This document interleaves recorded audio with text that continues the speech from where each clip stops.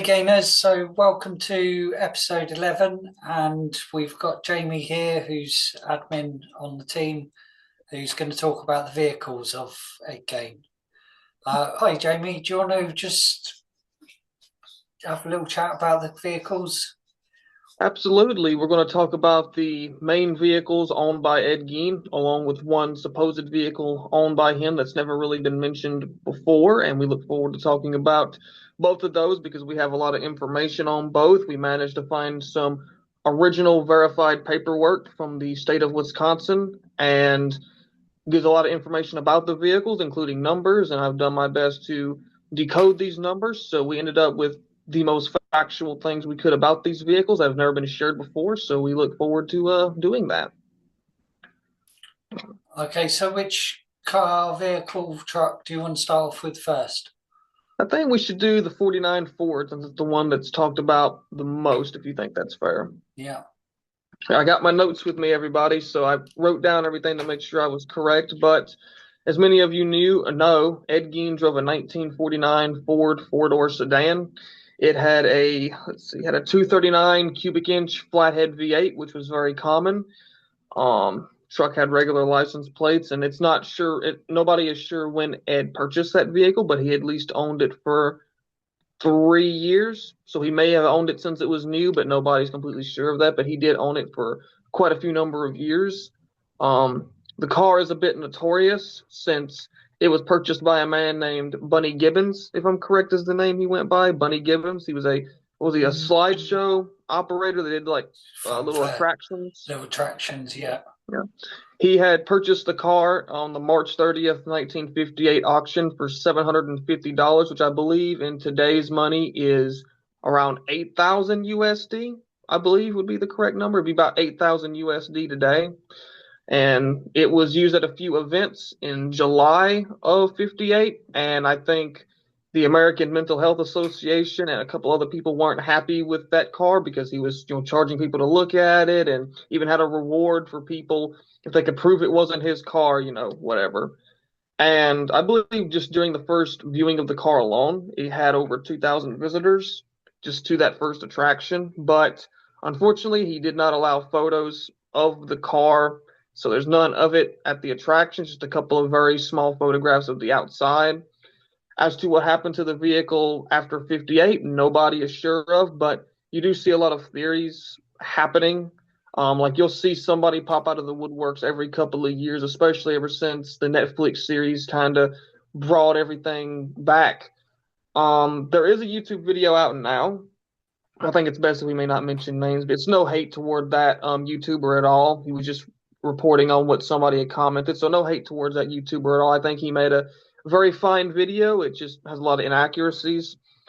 There was a person that claimed that they knew exactly where the car was, and one thing I'm just going to say, just off the record, is if anybody approaches you or leaves a comment saying they know where Ed Gein's car slash truck is, it's bullshit, to put it lightly, because whenever these people say that, they always leave it with, "Oh, this guy owns it, but he doesn't want to go near it because he thinks it's cursed, so there's no photographs of it." Sorry, that's bullshit. Let's be realistic. Um, so just to put it kind of bluntly, Ed Gein's car and truck almost certainly don't exist anymore. If they do, if the car does exist, it's likely rotting in a field somewhere. I don't, from what I know and the knowledge and evidence that we have now, the car is not in no museum. It's not in no private collection. It hasn't been seen since 58. So what Um, about the picture that you showed me of one that was up for sale? Yes, there is currently one up for sale from a owner who lives near Plainfield. I'm not going to say exactly where, but he lives almost in Plainfield. And I'm going to keep this person anonymous, but they have a what they think is a 1950 Ford four-door, but they're not sure what year it is because it has no title. They kind of explain that the title was either destroyed or lost, and they don't specify the VIN of the vehicle either. But looking at it, it is identical to Ed's. The color is a perfect match. The sun visor on the windshield, which was a customized thing you could add, it's not a factory thing. It's a match, even down to some of the wear and tear on the car is a perfect match, although it is more heavily weathered. I thought about asking this person for the VIN because I have the engine number for Ed's car, but I've never been sure on how to do that. Plus, a lot of people don't take too lightly to you asking for their, personal info like that on a vehicle. So it is just a theory. It's likely not even Ed's car, but who knows? Potentially could be. But I'm gonna leave that person anonymous. I don't think we should be leaving the screenshot up where for the And listing, but is it's likely not. But it is something that's cool to see. is that something that we can get in contact with? I feel like we could get in contact with this person, but then again, it is a person that lives not too far away from Plainfield at all, so I feel like they may not be too happy, especially with information like that. But it is something that's cool because it Ed Gein's car? Probably not. Is it one that's pretty much identical? Yeah, absolutely.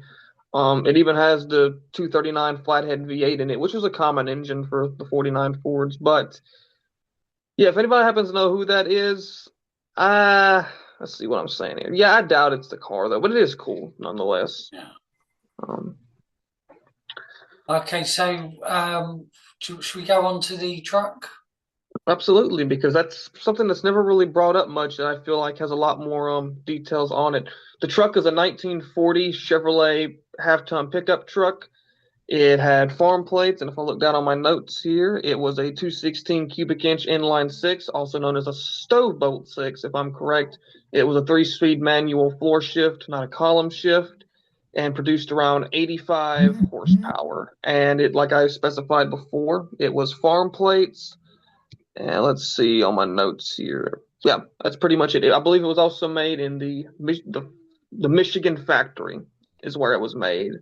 A few things to note about the truck is that you can probably see somewhere on your screen now some footage, which is actual 1958 colored footage from the March 58 auction. It is not colorized, it is not altered, it is real colored footage from 58 where you can see both Ed's car and truck. So we'll give credit to those people who released that footage. But pretty much the significance of farm plates is that I'm not 100% sure of the laws then, but typically with farm plates, that's a vehicle that's obviously used on a farm. It's something that doesn't really go on the road very much. So Ed almost certainly was not driving the truck very much at all. It would have been an older truck by that time, anyways. Um, I think Ed definitely used it with some of his nighttime activities in the graveyard. I think it certainly came into play there, although some people will kind of not fully agree with that because I think they would have noticed something in the bed of the truck. Um, but Ed owned that truck for at least a few years as well. At least he had owned the truck since 55. He might have also had that truck new, although he probably bought the truck secondhand. The truck also sold at auction. I'm not sure of the price. I do believe it was fairly cheap and it was sold by a gentleman. I can't think of his name right offhand, Oh, so I've got the post. I have got the post. Um, yes, we can throw that news. It's a rare newspaper article showing the new owner, and that person bought it. And from what I know, they used it as a work truck for a few years, and it almost 100% hit the scrapyard a few years later. So Ed Gein's truck is lost in existence, or has the very low chance of being sitting in a field somewhere. But the body style for that was only made from 1939 to 1940. Um, the 1939 models seem to be just a little bit more common than the 1940s, but around here, if you do stumble across one here in the US, they often go for the 10,000 to even up to the 40,000 USD price point, depending on condition, wear, things of that sort. Even one that's got rust, body damage, etc., they still fetch a pretty penny just due to their rarity and scarcity. Um, but Ed's main car was definitely the Ford. I imagine, especially in winter, because those old Chevys didn't have heaters, they didn't have AC, they didn't have the more modern amenities that we're used to. So if you've ever sat inside of a truck that has no heat in the freezing cold, it's like sitting just in a giant metal block of ice, if that makes sense. It is very cold. So his sedan was definitely the vehicle he was using most. It's also the vehicle we know that he's was likely using to transport the bodies from the graves. Although that could be, from what we know, just something that Bunny Gibbons was saying to get more people there. But although it's almost confirmed he did use the car for those crimes. Um, so you were talking about a third car earlier. There's Third not. car, yes. There is a person who has popped up over the years with a 1924 Roadster pickup. These are pretty rare. And this truck was allegedly bought at the auction. You should be seeing the pictures pop up on your screen there along with the post. So credit to the original poster. The owner of this vehicle, I do not know this person's name, and I do not know anything about the story of them getting this truck, but they allegedly purchased it during the 1958 auction. And there is no evidence to really support Ed owning that truck. If you look at, I even have an aerial photo showing the property in '57, and you can't see it. But then again, they were quite a few sheds and barns on the property, a lot more than people think. So if he did own the Roadster, it was definitely in one of those. But whoever purchased it afterwards, if it was purchased at the '58 auction, they've certainly restored it because if you look at it now, it's in really nice condition. And do I think Ed Gein could have owned this truck? Yeah, likely at one point, maybe as a first vehicle or something of that sort. It has an enclosed bed on it. Not sure if that's aftermarket or how it was at the factory, but it does have an enclosed kind of box on it. But can we confirm that was something that Ed Gein owned? Not sure. It has a high likelihood of being. So if anybody has more information on that 1924 Roadster, please definitely comment, correct us, and let us know more about this vehicle. Just thought that was kind of neat because nobody ever brings that up. But it is something that exists that is floating around out there. Well, thanks, Jamie.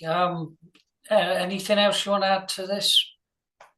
Can't think of too much right offhand. I do know this is something I don't think's ever been really talked about before.